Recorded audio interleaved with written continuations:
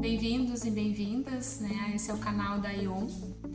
Aqui a gente vai fazer um outro encontro. Meu nome é Valéria Ivaniski, eu sou médica psicanalista. E hoje, então, o nosso título, né? O nosso tema na verdade, a engrenagem invisível, né? O que acontece quando a rede falha? Bom, existe um lugar para onde se vai quando o direito mais básico é arrancado. Mas o que ninguém te conta, o que ninguém nos conta, é que chegar lá é um labirinto emocional, né? Diga-se de passagem, já instalado, somado a um labirinto burocrático que pode salvar ou não um sujeito e sua família. Então hoje nós vamos abrir uma porta que muitos preferem manter fechada, né? Porque algumas feridas sociais nunca cicatrizam. E porque, mesmo com toda a estrutura pública, ainda existem vazios que engolem os sujeitos mais vulneráveis. O que vamos falar hoje pode mudar a tua forma, né? A forma de ver a realidade onde tu te localiza, dentro da tua cidade e no nosso país. Daniela, ela está em Frederico Westphalen e eu aqui em Porto Alegre. E a pergunta que fica no ar é: quem realmente protege quem? Então, Daniela, bem-vinda. Antes de falarmos, né, antes de tu te introduzir, enfim, dentro da tua trajetória, me diz, o que é o CREAS na prática? Porque muita gente, a gente olhando de longe, né, num distanciamento, a gente pensa que é só um prédio onde tem assistente social, né? Mas sabe-se que é algo muito mais complexo do que isso, né? Então, eu te passo a palavra. Obrigada, Valéria. Obrigada pelo convite de estar aqui, então, hoje, trazendo um pouco da minha experiência, tentar contribuir, né? Os CREAs, eles são espaços públicos, né? Não só com assistentes sociais, mas sim psicólogos, advogados, educadores sociais. Ele faz parte da política da assistência social justamente para atender pessoas que estão passando por uma situação violadora de direito. Então, a gente atende famílias, crianças, idosos, pessoas com deficiência, mulheres vítimas de violência. Então, todas aquelas pessoas que tiveram em algum momento o seu direito violado, a princípio, a política da assistência social, os CRIAs, né, eles têm essa premissa de trabalhar e atender, tentar buscar, então, solucionar essa situação em que ocorreu essa violação de direito com essa família. E tu, fala um pouquinho de ti, então. Eu sou assistente social, formada já vai fazer 25 anos agora, em agosto que eu me formei, e que eu atuo como assistente social. Trabalhei na área da saúde, na assistência, então a gente acompanhou todo o processo do SUAS, né, da Política Nacional de Assistência Social, que o ano passado completou 20 anos, foi tema, inclusive, da Conferência Estadual da Assistência. Trabalhei também no sistema prisional, por um período de 1 ano e meio, e aproximadamente, assim, já também trabalhei na gestão, e há mais de 10 anos eu estou atuando especificamente no CREAS, né? Eu sou assistente social do CREAS, de Frederico Westphalen. Bom, Daniela, assim, não é qualquer um que senta, né, que ocupa essa cadeira para atender, né? Então, que são essas mentes por trás dessa instituição?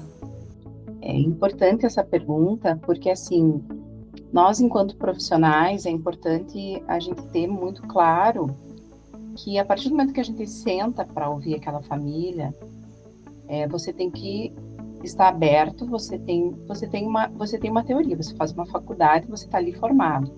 Claro que a gente tem os nossos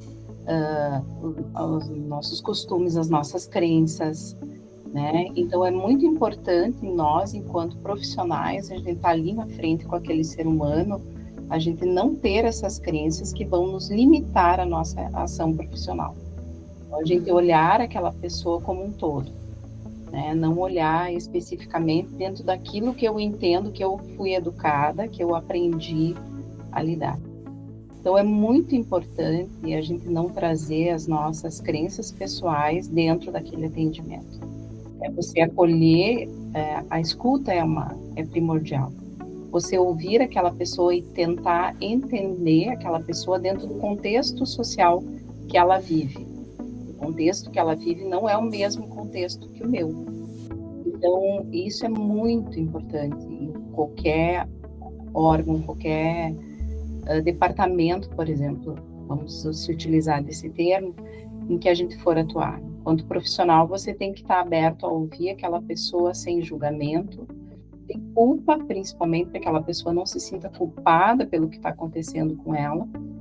Então, assim, é muito desafiador, porque primeiro você, enquanto ser humano, você tem que desconstruir muitas coisas para poder estar dando o acolhimento devido para aquela pessoa que está ali na tua frente. A gente vê que qualquer tipo de teoria ela é muito linda, né? Inclusive essa teoria, né, dessa construção onde vocês trabalham, né? Mas assim, vamos falar um pouquinho da coisa mais prática, né? Do dia zero, assim, me conta como é que acontece, né? Aquele momento que o profissional do CRES, ele abre a porta e se depara com uma situação, né? Onde o sistema, digamos, falhou, né? Não previu. E assim, aquele olho no olho, né? Quando tu vê aquele sujeito que, enfim, sofreu um abuso, uma violência. Como é que é isso? É desafiador, né? Nesses 25 anos, quase 25 anos de atuação profissional, a gente já se deparou com várias, assim, eu teria N exemplos, né, para citar aqui. Mas eu acho que é importante, assim, a gente trazer alguns relatos de situações que a gente viveu, e eu teria duas que foram bem impactantes, né? Nós tivemos, são situações que envolvem crianças atípicas, que acabaram sendo conduzidas para o acolhimento institucional, né? Então, elas foram acolhidas por uma situação de abuso, que a própria criança relata na nossa escuta, na nossa intervenção. Então, é aquilo assim, você não vai preparado, você não sabe o que vai acontecer naquela intervenção, né? Então, assim, no momento da intervenção, a criança relata que houve uma situação de abuso. E aí você tem que tomar os devidos encaminhamentos para que então se promova o acolhimento daquela criança, que aquela criança seja retirada daquele lar, uma vez que ela está sofrendo uma violência causada pelo seu genitor, né? Então, assim, são situações que a gente se depara com crianças especiais que não têm dimensão do que está acontecendo, né? Embora as crianças que não são especiais também, qualquer situação de abuso ou violência sexual é algo que nos impacta muito, assim, diretamente. E aí a gente tem que ter aquele olhar clínico, aquele olhar racional para a gente entender o que nós, enquanto equipe, vamos fazer para proteger, sempre visando no melhor interesse daquela criança e daquele adolescente, para a gente fazer o acolhimento. Teve uma outra situação também, em que também foi promovido o acolhimento dessas crianças. A gente acompanhava a família, a mãe. A princípio, a gente estava tentando fortalecer aquela mãe para que ela ficasse com as filhas. E ela sabia que as escolhas dela iriam impactar ou não no acolhimento daquelas crianças, né? E essa mãe, ela fez uma escolha. Ela escolheu o companheiro e não escolheu as filhas. Então, mesmo a gente conversando, mesmo a gente tentando orientar aquela mãe no sentido de que ela precisava proteger, ela precisava colocar as filhas em primeiro lugar, ela não conseguiu ter essa maturidade, essa consciência, e essas meninas foram para acolhimento e posterior houve uma destituição do poder familiar e hoje, né, já se passaram anos e hoje elas estão e foram adotadas, né? Então, aí seguindo a vida e o caminho delas. Então, são N situações. Quando a gente começa o dia, a gente não tem uma previsibilidade, assim, né? Alguns casos que a gente já acompanha, que estão ali, que existe a demanda do Judiciário, do Ministério Público, que a gente tem que fazer o acompanhamento, ok. Mas tem situações que chegam para nós e que a gente não sabe. A gente vai descobrir o contexto a partir do momento da intervenção, ou através de uma fala, de uma denúncia, de alguma coisa que veio até nós e que a gente precisa, então, fazer essa busca ativa para tentar entender o contexto daquela situação, para a gente tomar as medidas, então, cabíveis, né? Mas normalmente é sempre doloroso, né? Deve ser muito doloroso, né? Sim, Essa coisa desse distanciamento, assim, deve ser difícil, né? eu digo que a gente tem que ter, assim, um controle das nossas emoções. A gente tem que saber que naquele momento, às vezes dá vontade de xingar a pessoa, a gente tem vontade de dar um chacoalhão, dizer, não, olha, o que tu está fazendo da tua vida?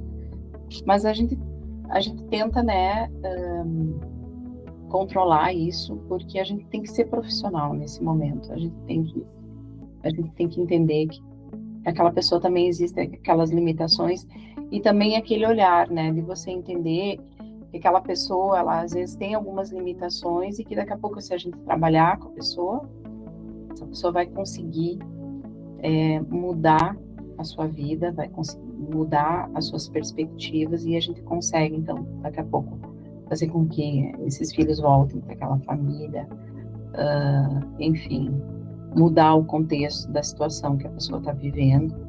Então, é muito importante a gente, nesse acolhimento, a escuta, eu digo que a escuta nossa é primordial, que ali você vai conseguir elaborar, fazer ter uma matriz, assim, do que é, de realmente como é que é a vida daquela pessoa, por que ela não consegue determinadas situações, por que não consegue fazer alguns movimentos, porque às vezes a pessoa precisa ser fortalecida, ela precisa de uma orientação e que a família não vai conseguir dar esse suporte. E quem vai acabar fazendo isso são as equipes, né, os profissionais que estão ali na ponta acompanhando essa família, né, essa pessoa.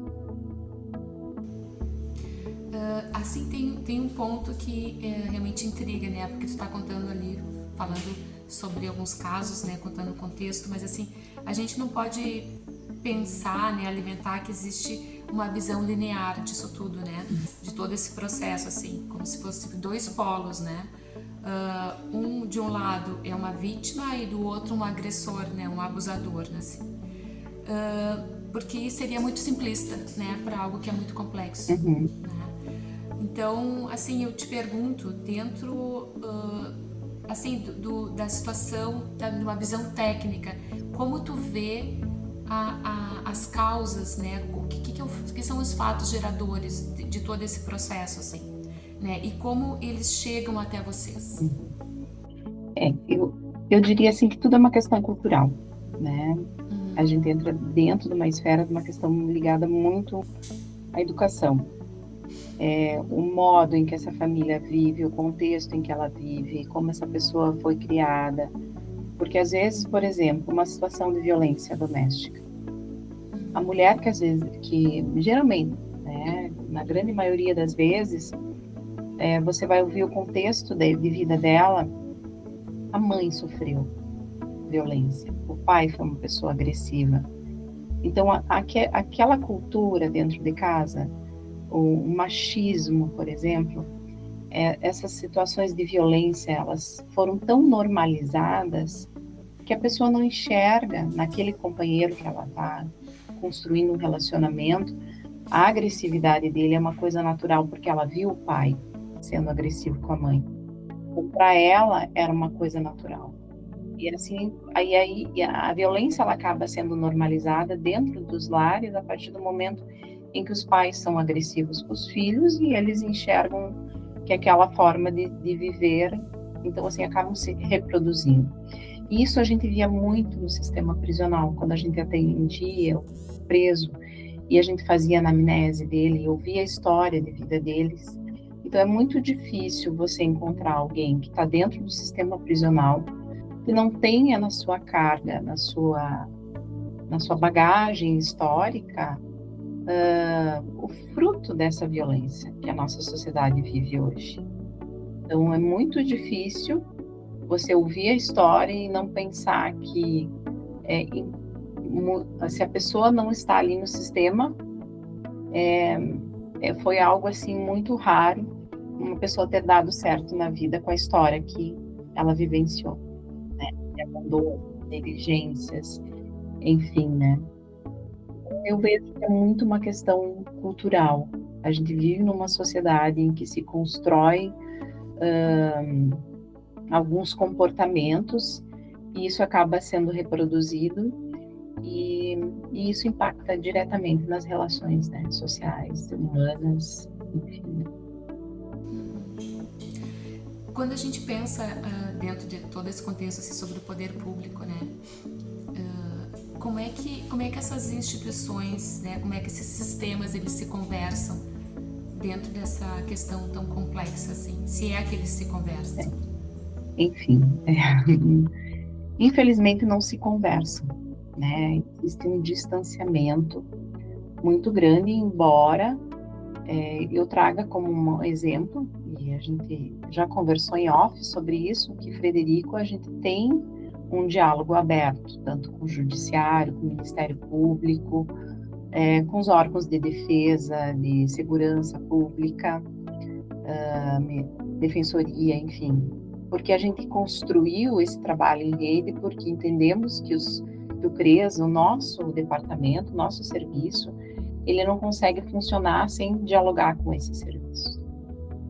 O órgão público, o Poder Executivo, as prefeituras, elas não conseguem dar conta de todas as demandas que elas recebem.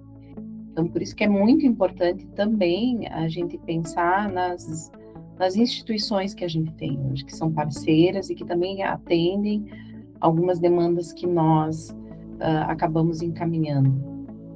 Porque é muito grande a demanda e a gente não consegue atender e aí ter uma eficácia no resultado final, né? Porque eu digo sempre assim, que o nosso trabalho, ele não tem a gente não consegue enxergar uma resolução rápida. É algo que você começa e que você daqui a pouco não vai conseguir terminar o acompanhamento com aquela família, o trabalho com aquela família. De repente, outros profissionais que vão conseguir terminar, porque é algo geracional, né? Eu digo que o ano que vem vai completar 25 anos que eu estou aqui na prefeitura de Frederico. Eu já vejo assim a terceira geração. E assim eles repetem as histórias. Assim, é muito difícil as pessoas não estarem reproduzindo as suas histórias. Mas voltando à questão dos órgãos públicos, assim, a gente vê em outros, porque a gente divide isso com outros profissionais, com outras equipes. Existe um distanciamento muito grande, porque a gente entende, assim, em alguns locais, o judiciário acaba sendo muito longe das equipes, ficando muito distante. Parece que é algo inacessível. E a gente precisa quebrar isso, por quê? Porque o assistente social, as equipes que estão na ponta, elas vão orientar justamente para que essas pessoas tenham acesso a esses serviços, que elas conheçam a legislação, que elas possam, né, usufruir do que elas têm de direito. E para a gente conseguir isso, a gente precisa estabelecer, aproximar a população desses órgãos, dessas instituições, digamos assim, né? E então é muito importante a gente ter esse diálogo com o Judiciário, com o Ministério Público, porque algumas coisas a gente vai chegar até um certo ponto a gente consegue fazer. Dali em diante, quem consegue é o Judiciário, é as leis, é o sistema. E aí a gente não consegue mais. O que a gente consegue é levar aquele usuário até a porta de entrada, fazer o encaminhamento e de lá em diante não é mais com nós, né? É com o Poder Judiciário. E aí é muito importante, sim, que eles conversem, que existe essa comunicação para que a gente possa, então, porque a gente sabe que existe até mesmo falha dentro do próprio judiciário, existem algumas falhas de comunicação entre as varas, né? Então, para a gente conseguir fazer com que o fluxo, que as coisas andem lá dentro, a gente precisa, às vezes, também intermediar algumas coisas, né? Daí tu falou em equipes, né? Então tem vocês, o Serviço Social, tá? Tem o Ministério Público, tem o Judiciário e o que mais junto, assim? Delegacia da Mulher, como é que funciona isso, assim? É fundamental, por exemplo, assim, vamos por partes, crianças e adolescentes, né? Nós temos o Conselho Tutelar, que é um órgão que aplica medidas de proteção para aquela criança. Por exemplo, eu não posso, como assistente social, fazer o acolhimento de uma criança. O Conselho Tutelar, ele tem essa prerrogativa, ele pode fazer o acolhimento institucional. Nós, enquanto equipe, a gente não consegue. Então, é importante que a gente tenha esses órgãos trabalhando junto com as equipes, né?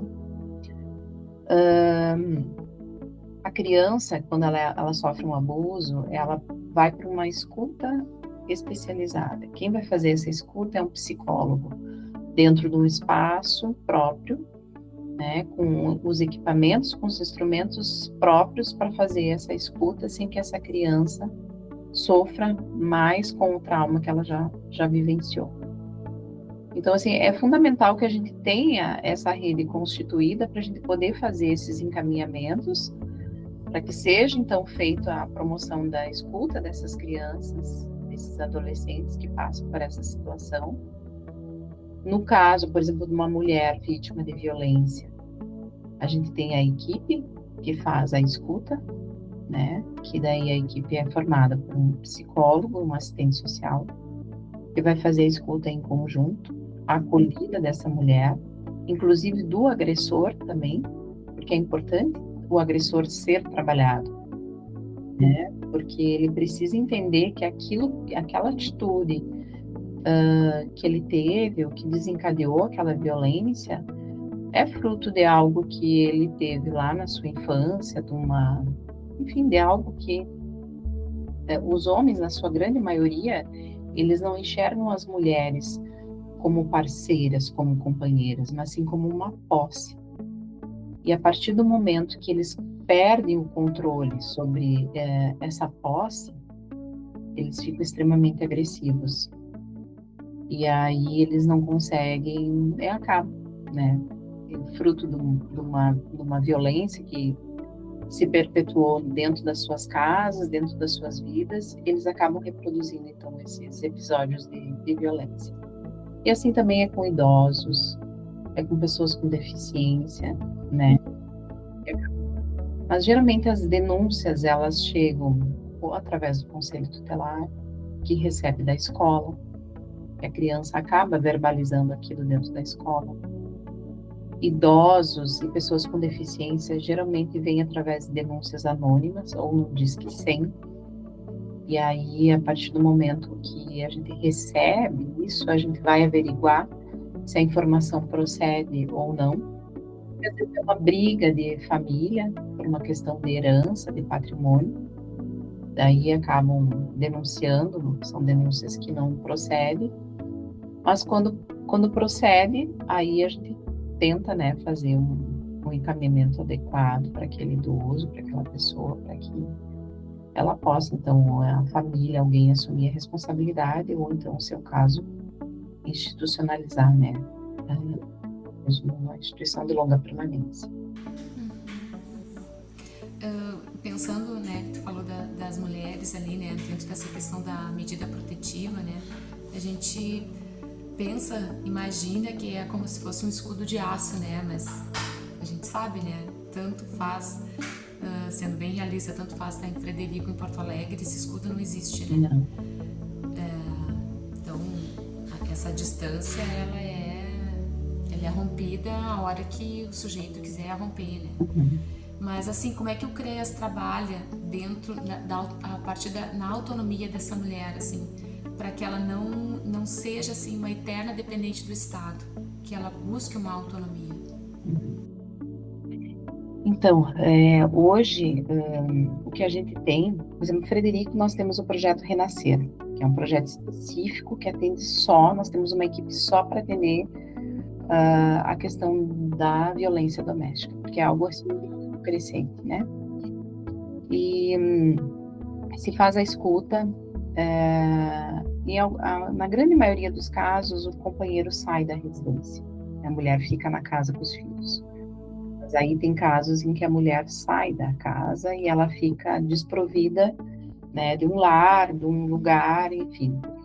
Se tem família extensa, ela vai ser, então, a gente vai junto, fazer a busca ativa dessa família para tentar acolher essa mulher, essas crianças. Quando não ocorre isso, quando a pessoa não tem família extensa aqui na cidade, a gente oferece, então, um local, né, para que ela possa pernoitar, que ela possa ficar até se organizar. É oferecido depois um aluguel social, para que essa mulher, então, ela consiga ter um local para ela morar. Auxílio de cesta básica também, que a gente sabe que é uma necessidade, porque a maioria das mulheres, elas não possuem renda, e se possuem é insuficiente para atender a demanda dela e dos filhos. E então se trabalha muito assim nesse primeiro momento, tentar organizar essa questão que a gente sabe que a primeira urgência dessa mulher é onde ela vai ficar, em que espaço ela vai poder ficar com segurança com seus filhos. Então a gente tenta organizar essa mulher nesse sentido e trabalhar nos atendimentos a necessidade assim de romper com esse ciclo de violência. Quando se faz uma escuta do agressor, pela experiência a gente já consegue identificar se aquela pessoa vai mudar ou não, porque é muito difícil um homem mudar uma atitude com relação ao que ele vinha fazendo. Então a gente tenta fortalecer essa mulher, essa pessoa, para que ela consiga se libertar disso, no sentido de que ela consegue, por outros meios, com o apoio das equipes, tentar recomeçar a vida dela do zero, não pensando-se na possibilidade dela não cogitar a voltar com esse companheiro, sabendo que o ciclo de violência ele vai voltar. Porque é muito complexo a questão da violência, né? O homem, o companheiro, e aí eu não vou dizer só das relações héteros, né? Mas tem as relações homo também. A pessoa ali, a outra parte, ela vai criar um personagem, ela vai mudar a sua postura diante daquela pessoa para convencer de que a pessoa mudou, que aquilo, né, foi um rompante, que foi um ato isolado e que ela pode se sentir segura para retornar ao relacionamento. E a pessoa geralmente ela cai nessa fantasia, nesse discurso utópico de que a situação vai mudar. Então as equipes têm que estar ali no sentido de fortalecer. Se ela escolher voltar com o companheiro, a gente também tem que respeitar isso, mas ficar como uma equipe de apoio, porque a gente sabe que o ciclo vai voltar e que nova medida protetiva vai ocorrer. Essa pessoa, essa família, essa mulher, né, ela vai retornar para atendimento com as equipes.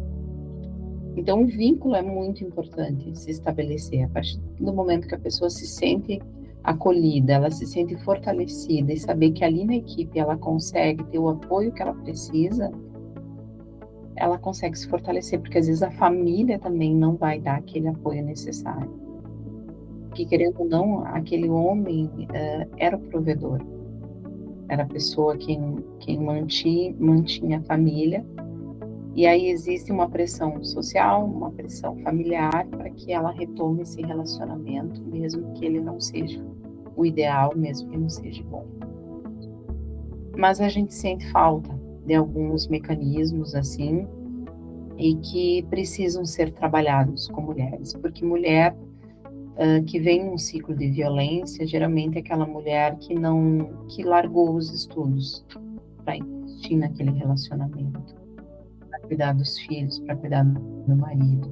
Então, é uma mulher que não conseguiu terminar os seus estudos, uma mulher que não se preparou para o mercado de trabalho. Então, ela não tem, muitas vezes, estou falando isso na maioria dos perfis das mulheres, né? Elas não tiveram, por exemplo, uma orientação profissional para serem inseridas, elas não estavam no mercado de trabalho. E se estavam na informalidade, né? Que é algo que hoje em dia não dá subsídio para ela poder dar conta de atender as necessidades dela e dos filhos, né? De tudo isso. Então a gente vê que precisa, né, desse suporte. E esse suporte que vocês dão, que tu tá falando bem específico de Frederico, né? Mas aí esse suporte tem um tempo, vai ser um tempo para cada uma, ou vocês têm um tempo limitado, que você, tipo assim, é 1 ano, 6 meses? Na verdade, assim, o aluguel social, a cesta básica, tudo isso entra dentro dos benefícios eventuais, que é uma lei que todos os municípios têm, né? São benefícios que está previsto dentro da LOAS, que é a Lei Orgânica da Assistência Social. Então, é uma lei federal, todos os municípios, né, a princípio, tem previsto em lei para dar esses benefícios para essa mulher. Então, independente se ela está em Frederico, se ela está em Porto Alegre, se ela está lá no Amazonas, né, em Manaus, ela tem acesso a esses benefícios. E aí, dependendo das circunstâncias, a gente, claro que o aluguel social, ele não é só para mulheres vítimas de violência. Ele é um benefício eventual que ele vai atender famílias também que estão passando por uma situação de moradia, que precisam de um auxílio. Mas no caso da mulher vítima de violência, ele vai se estender. Quando que para outras famílias vão receber por 3 meses, 6 meses, essa mulher vai receber de 6 a 1 ano o benefício do aluguel social. Se chegou em 1 ano e a gente vê que às vezes essa mulher ainda precise, se elabora uma justificativa, né, e se concede esse benefício por mais tempo para essa mulher e para, enfim, a família, o núcleo familiar dela, né. Dentro, né, do que tu falou, assim, né, e essa coisa de a gente falando sobre a violência, né, essa quebra de seu ciclo, né, na verdade, vou reportar algo que tu já trouxe, que é a questão da repetição, né, vou falar essa questão do trauma dentro de uma visão da psicanálise, né. Então, pontuar, assim, um pouquinho do Freud aqui, que ele fala que o trauma, ele é um excesso de excitação que pode afetar a integridade do eu, né. E Lacan, que é também um psicanalista, ele reforça que o trauma é o real, né? O trauma é como o real é como a morte, assim, né? É algo que ele não é simbolizado, assim, é aquilo que não tem uma representação na linguagem, né? Então é uma experiência subjetiva inassimilável. Imagina, a gente fica imaginando uma criança, né, sofrendo um abuso, né? Isso é um trauma, ela não tem uma linguagem para aquilo ali, né? Ela não há uma representação, assim. Então, algo que não é assimilável, ele não é dizível, né? Daí ele retorna bem aquilo que tu falou. Ele retorna na repetição, né? Retorna no sintoma na repetição. E de novo o que tu falou, né, que foi excelente, é a transgeracionalidade, né? Que a avó foi abusada, a filha é abusada, a neta é abusada, né? Então, assim, eu te pergunto, né, assim, se nós, né, assim, vou colocar nós como sociedade, né, e vocês mais, assim, na questão do trabalho, né, a gente tá ajudando essas pessoas a serem protagonistas das suas vidas, né, ou a gente tá apenas dando um paliativo, tipo, secando o gelo, né, nessas situações, assim. Como é que tu vê isso?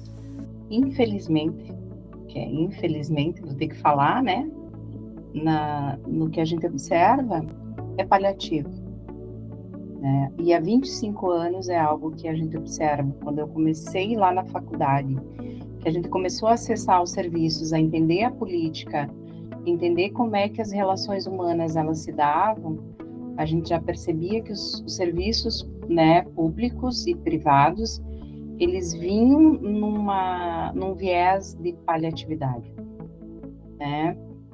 As pessoas, a sociedade, ela não quer se envolver com essas questões, né? O velho ditado: em briga de marido e mulher não se mete a colher. Ninguém quer se envolver com nada. E aí, quando dá o boom, quando estoura alguma circunstância, e aí eu vou citar um caso que foi nosso aqui, né? Que aconteceu aqui em Frederico, foi do caso do menino Bernardo, que foi um caso extremamente atípico, mas que comoveu o mundo. Esse menino, de certa forma, ele gritou pedindo por socorro e ninguém fez nada. Porque ninguém quis se envolver, porque o pai era um médico, era uma pessoa do alto escalão da sociedade, digamos assim. Então, a gente percebe que as pessoas não costumam se envolver. E só dão a sua opinião depois que o fato transcorreu, que aquilo se tornou público, que virou algum caso de polícia, foi para as mídias, e aí as pessoas resolvem dar um pitaco e dizer como não deveria ser feito. A gente precisa muito da sociedade, dos profissionais que estão lá na linha de frente, né? Aquele que está lá, o agente de saúde que está dentro da casa, que às vezes identifica uma situação, um líder comunitário que às vezes, né, transita na comunidade, observa aquela pessoa, está acontecendo isso. A gente fala muito nas comunidades de interior, onde as pessoas não têm muito acesso à informação. E aí, aquelas pessoas que convivem diariamente, elas conseguem observar mudanças de comportamento. Você consegue identificar, você não precisa ser um profissional, você pode ser uma pessoa leiga, você consegue identificar quando aquela pessoa está em sofrimento, que alguma coisa não está certa. Porque em algum momento alguém vai falar, no intuito de pedir socorro para que alguém escute aquela pessoa que tome as providências que a pessoa não tem mais forças para buscar. Então, a partir do momento que essa pessoa verbaliza, seja ela uma criança, seja ela um adulto, seja ele uma pessoa idosa, a pessoa que ouviu aquilo, ela tem uma responsabilidade com relação àquela informação. E ela vai fazer com aquilo. A pessoa não pode guardar para si. Mas eu tenho medo de me expor. Faz uma denúncia anônima, liga lá para o serviço, para a assistência social do seu município, fala com um profissional, não se identifica, só que relata o que está acontecendo, para que aquela equipe possa se deslocar e poder fazer os encaminhamentos devidos. Na sociedade, a gente percebe, sim, que por medo, em algumas circunstâncias a gente até entende, por exemplo, que a escola às vezes não quer verbalizar, porque alguns profissionais acabam expondo aquele professor, e às vezes a gente está lidando com pessoas que estão ligadas ao crime organizado, que são pessoas violentas, que as pessoas sabem, né, que tem um histórico que daqui a pouco podem vir e a pessoa pode sofrer alguma retaliação. Então, por isso que é importante o profissional entender também que o quanto é difícil, às vezes, para aquele professor, para aquela pessoa poder vir e relatar uma situação, que ela não quer ser exposta. E a gente tem que aprender a respeitar isso e preservar essa pessoa que está lá dentro da comunidade. E aí, poder fazer com que essas pessoas possam ter acesso ao encaminhamento necessário, fundamental para elas, né? Até isso, o que tu falou seria a minha próxima pergunta, né? Daí eu te pergunto assim, isso mudou dessa questão das pessoas não se envolverem? Houve alguma mudança agora, nos últimos tempos? As pessoas estão usando a denúncia anônima, elas estão falando mais, elas estão metendo a colher, digamos, né? Quando a mulher está sendo agredida.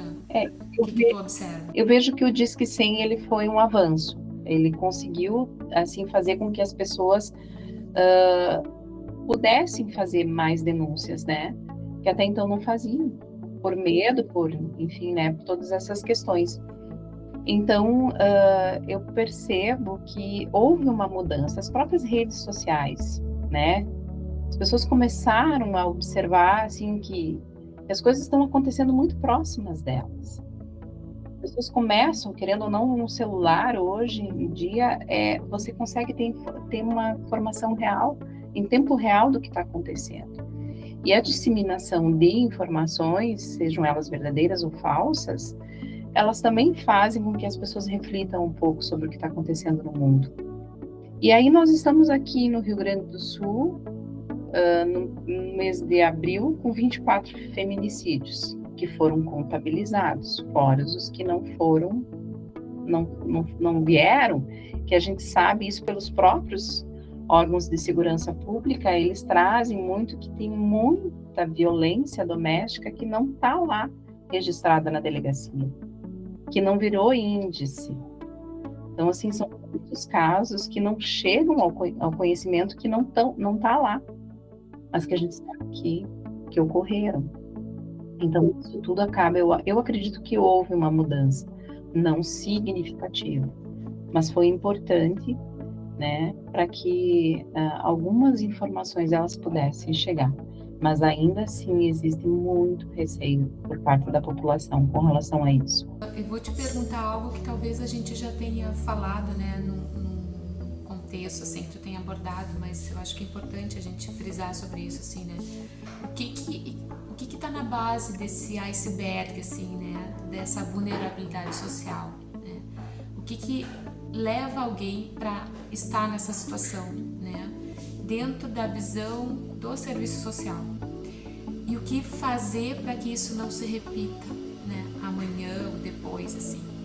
E qual o papel de quem está nos ouvindo, quem vai nos ouvir, né, dessa sociedade, se ela é cúmplice ou ela é a solução disso tudo?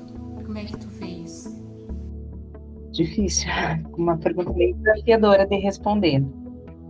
A gente vê, assim, que nós vivemos numa sociedade que, ao mesmo tempo que ela é acolhedora, solidária,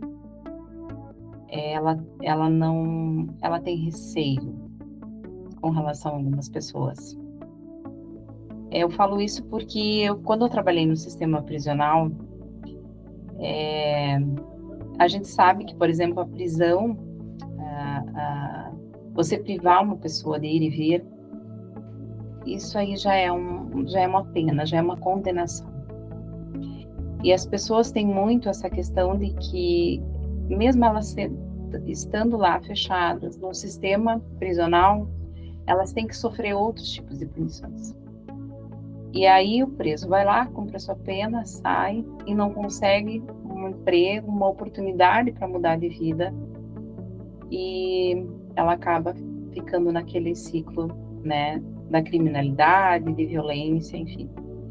E a sociedade como um todo, ela é assim. Algumas questões são culturais mesmo, que a gente percebe, que às vezes não é por falta de oportunidade. A família, ela tem acesso à escola, ela consegue emprego, ela poderia mudar o ciclo de vida, mas a vida inteira ela foi beneficiária da prefeitura, com serviços, enfim, né? E isso é uma coisa muito delicada da gente falar, porque entra numa esfera, assim, que querendo ou não, eu estou julgando aquela família, né? Porque ela não está saindo daquele ciclo de pobreza, daquele ciclo econômico, né, que realmente é uma questão cultural mesmo. Às vezes é uma falta de oportunidade e às vezes é um ciclo de dependência, né? Que aquela família se criou e ela aprendeu a viver daquela forma e ela não consegue viver de uma forma diferente.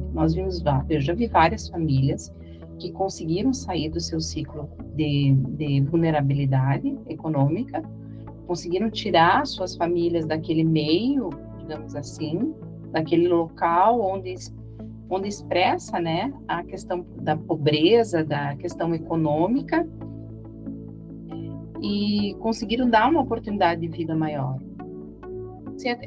São tudo questões. A partir do momento que eu tenho uma empresa e eu preciso de mão de obra, eu tenho que entender que às vezes aquela pessoa, ela precisa ser qualificada para poder trabalhar na minha empresa. Mas eu também não posso explorar aquela mão de obra. Eu preciso pagar também bem por aquela mão de obra. Porque a gente sabe que hoje em dia um salário mínimo, ele não sustenta ninguém. As pessoas não conseguem viver com isso. Então são todas assim questões que entram, que daria assim para a gente ficar uma tarde inteira, um dia inteiro a gente debatendo sobre isso. E aí eu acho que de repente a psicanálise, talvez ela explicaria muito isso, né? Mas a gente fica naquela de tentar entender e tentar buscar uma solução para isso. E que eu acho que em algumas situações, às vezes a sociedade, os governos, eles não querem que essa solução ela chegue, porque daí não ocorre uma situação de dependência também dessa população. E aí você não consegue determinar algumas coisas, né? E é assim, né? Eu não sei se eu consegui responder todas, assim, me corrijam, me puxa aí se ficou alguma coisa, né? Agora eu te pergunto, até porque a gente está caminhando, né, lá pro finalzinho, assim, né? Se o sistema, né, ele tá todo montado para funcionar, né? Ele está desenhado para funcionar, né? Uhum. Esse sistema complexo com seus mini sistemas, né? Por que existem ainda tantos vazios, né, assistenciais, assim, né? Onde é que essa rede ela tá rasgada e quem está caindo por esse buraco hoje, assim? Como tu vê isso? Eu acho que começa pelos próprios profissionais, né? A gente começa ali identificando entre nós, profissionais. Nós temos aí vários assistentes sociais, psicólogos, ou outras pessoas da área do direito, enfim, da pedagogia. Esses profissionais, a primeira coisa, eles têm que se conversar, a rede tem que funcionar, tem que ser trabalhado em rede. O trabalho em rede ele é fundamental, é uma engrenagem para que tudo aconteça. A partir do momento que a rede ela está consolidada, você consegue, as questões elas fluem melhor. E a gente vê que há uma carência dos próprios profissionais que estão na linha de frente de fazer o acolhimento correto, de acolher aquelas pessoas, aquelas famílias de uma forma correta. E aí eu falo da questão do julgamento, né? De você deixar os teus conceitos, eu vou voltar a repetir, os teus conceitos, as tuas matrizes de idealizações de vida, você tem que deixar em casa. Ali, enquanto profissional, você tem que entender a dinâmica daquela família, como é que ela funciona, para a gente poder respeitar o limite do outro. Então, eu vejo assim que começa-se aí, sabe? Os profissionais, a humanização do atendimento, do acolhimento àquela família. Entender que dentro dos recursos dela é o que ela consegue fazer. E a gente, enquanto profissional, a gente tentar fazer com que ela enxergue, que ela acesse, né, todos os recursos possíveis para que ela possa, então, fazer a mudança necessária que ela precisa para a vida dela. Porque é isso o nosso papel, enquanto técnico.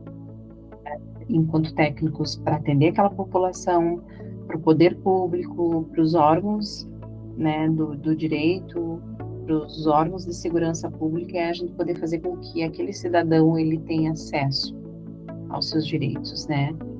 E como é difícil a gente trabalhar numa sociedade que todos não pensam diferentes e cada um olha para a sua individualidade e o resto que se dane, né? Então, eu vejo muito nesse sentido. Porque como pelo que tu diz, assim, realmente é um foco individual, né? Uhum. De quem está lá atendendo, desse olhar para si, né? Uhum. E voltado para uma questão social, né? Isso. Ele tem que estar aberto para isso, assim, uhum. né? Bem bem profundo, bem complexo, né? Complexo. Mas né, eu realmente também eu não vejo outro caminho. Né? Não sei quando é que a gente vai conseguir alguma coisa assim, mas é por aí mesmo. Né? Então, assim, eu acho que de tudo, né, que tu falou, também acho que é uma coisa importante a gente pontuar, né, que aqui a gente falou sobre vulnerabilidade social, né, então a violência dentro dessa vulnerabilidade social, né, porque não quer dizer que a violência não esteja nas outras classes, né, É isso. que elas estão, né, na classe alta, classe média, na classe que a gente quiser classificar, porque ela tá lá, né, Sim, sim. só essa questão social, né, de dificuldade econômica mesmo, né, é sobre isso, esse aspecto que a gente está falando aqui, né? É importante porque assim as pessoas têm essa visão de que o assistente social ele só vai trabalhar com famílias que estão numa situação vulnerável economicamente, socialmente. Mas os CREAS ele não vai atender só isso, porque hoje as mulheres vítimas de violência elas também estão, digamos assim, num outro escalão econômica que financeiramente elas estão bem, mas elas sofrem violência. E às Sim. vezes não chegam a alguns casos, porque, querendo ou não, são pessoas públicas e que não querem expor o que está ocorrendo dentro de casa. A situação de idosos também, ela perpassa essa questão econômica, porque nós temos idosos que estão sofrendo algum tipo de violência ou estão sendo privadas de algum direito e são pessoas economicamente bem que tem condições, por exemplo, a família tem condições de pagar cuidadores, tem condições de arcar, inclusive, com os custos numa instituição de longa permanência. Então, não é uma questão só financeira, né? Existem algumas vulnerabilidades, algumas situações que perpassam a questão financeira. Então, isso é muito importante também. Tá, Daniela, eu acho que é a questão, assim, da gente entender, né, que o CREAS, ele não é uma saída de emergência, né? Ele é um processo de reconstrução, né? Isso. E a pergunta, assim, na verdade, que a gente deixa, né, é nós, como sociedade, né? Será que a gente prefere ainda continuar ignorando a existência, né? Desse vazio, desses vazios, né? Ou a gente vai começar a trabalhar para preenchê-los, né? Eu acho que é uma questão que é importante a gente deixar assim, né? Eu gostaria que tu dissesse tuas últimas palavras assim desse momento assim para a gente encerrar esse, porque tem muito ainda para ser falado, né? Muito para a gente trabalhar em cima disso. Assim.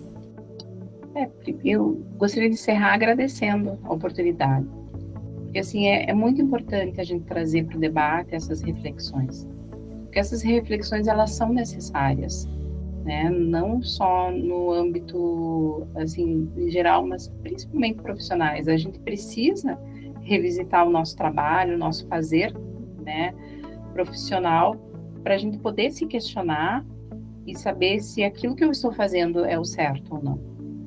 E eu acho que falta muito disso entre os profissionais, independente da área que estão atuando, essa autorreflexão.